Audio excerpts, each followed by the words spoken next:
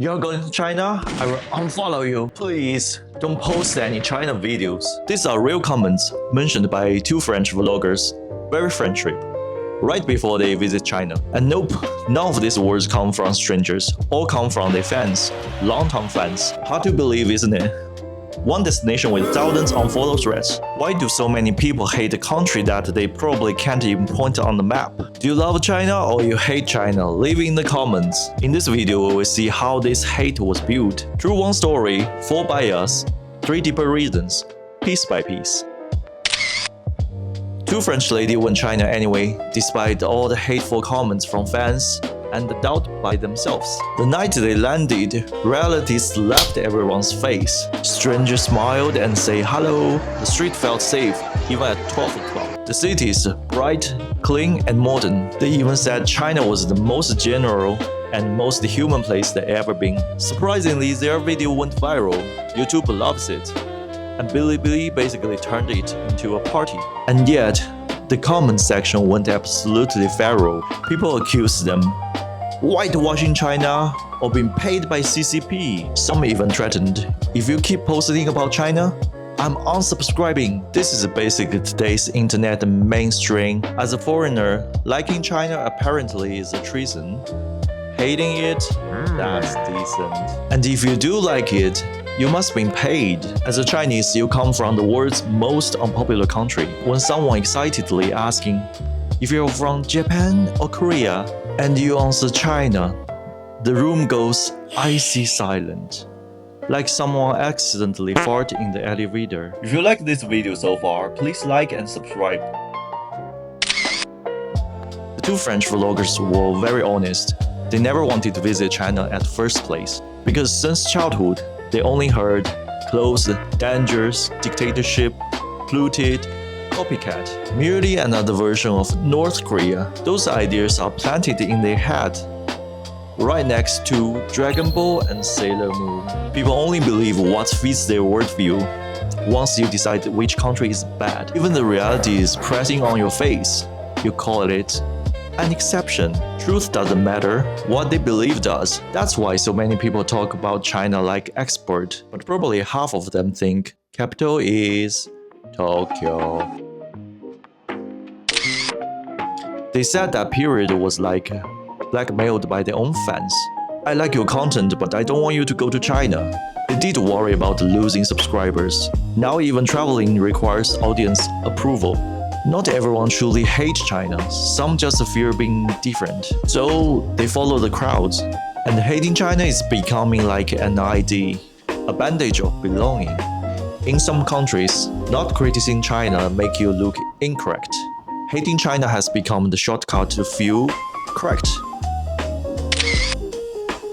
You must be paid by Chinese government. Loads comment afterwards. When people can't prove you're wrong, they directly jump to conspiracy. Perfect motive killing. Just one lie. They must have been paid. It's enough to deny the fact. It happens to almost every foreign vloggers who visited China. Even eating a baozi by the street can be called propaganda. In the comments, some whispered, I've always wanted to visit China, but I can't say it publicly. Thank you for showing the real China. There are people who like China, not a few, but they are quiet. They know that saying China is great will get them labeled or attacked. When people who like China stay quiet, those haters talk like holding a mic. Many think xenophobia is a modern invention, but it's not. Check Wikipedia page, anti-China sentiment. This script started not so long before TikTok, when Chinese emperor was still alive. In the 19th century, Chinese workers arrived in the US West Coast. Hardworking, low-paid. They were accused by stealing jobs. They were called Yellow Peril, even though nobody actually looked like Simpsons. In 2000, when Made in China started to appearing everywhere, the West upgraded the panic to manufacturing threat, cheap labor, bad quality, copycat. Basically the brand new shit they throw on China. Now in 2020s, when China is leading the AI, high-speed train, robots, the light changed again. China's too fast. too strong, too scary. There must something dirty work behind it, isn't it? See the pattern? It was never about China did something wrong. They expected China to show up and say, "Hi, I'm so sorry for existing in this planet." By the way, I also talk a lot about food, culture, and read practical travel prep on this channel. So if you are into that, feel free to explore.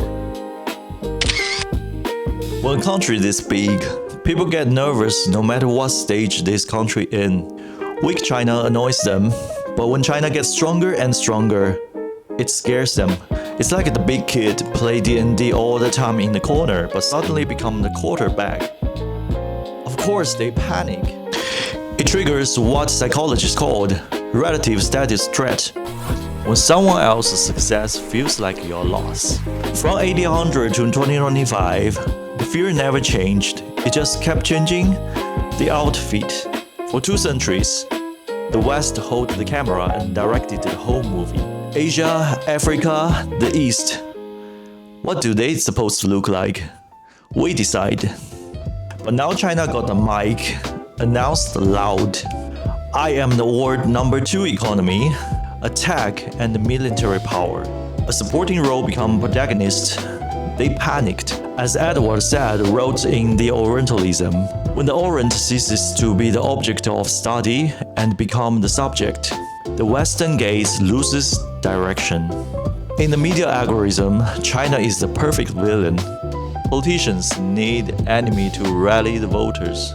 Media need drama to sell. Algorithms simply need outreach to keep you scrolling. So the whole system works beautifully as long as China stays as a villain. Click one China thread and the media feed you 10 more, like it's meal prepping your fear. People keep watching and eventually believing. Pew Research shows 77% of Americans feels negative towards China. I don't think it's coincidence. While only 27% actually know anything about it. Because in the system, emotion beats fact every single time. Ironically, the very French trip China series blew up on both sides. The French audience started by furious, but then half of them actually changed their mind. Meanwhile, Chinese viewers reposted a lot on Bilibili, where the video ends up getting more views than the original channel on YouTube. This trip is a mirror, one that shows how exactly West sees China and how little they want to update the picture. But I think that's okay. Being misunderstood just means you matter. The real tragedy is being a country that no one cares to talk about. If you're being debated, attacked, or feared, that means you're on the main stage. I've seen it happen in my own eyes. Last summer, I took 2 friends to Yunnan, my hometown. At first, they have no image about China beyond good food, far away. But in there, they were posting daily on Instagram, filming everything from Kunming to Shangri-La. At their birthday party last week, China became the hottest topic. People look at the photo and ask, "Wait, is that really in China? Oh, that's amazing, I want to go." I smiled, because that's the best explanation. A single real trip beats 1,000 misleading headlines. So don't bother arguing, just show what's real. The best response isn't being loud. Let the reality talk in. You don't have to love China, but before you're going to hate it, at least know what you are hating. It's this lens.